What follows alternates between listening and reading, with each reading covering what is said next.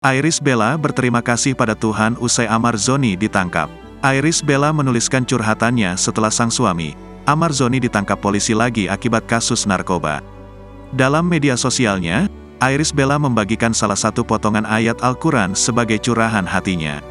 Rupanya, Irish Bella mengaku pasrah dengan masalah yang menimpa sang suami, Amar Zoni.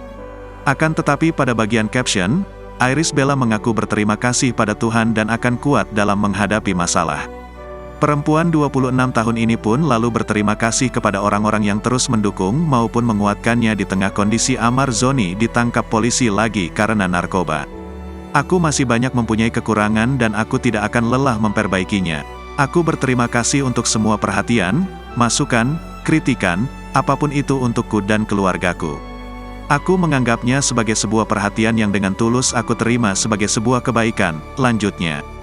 Di sisi lain, Aditya Zoni selaku adik iparnya mengatakan bahwa Irish Bella merasa kecewa dengan Amar Zoni. Apalagi sang aktor kembali mengulangi kesalahannya hingga berakhir diamankan polisi.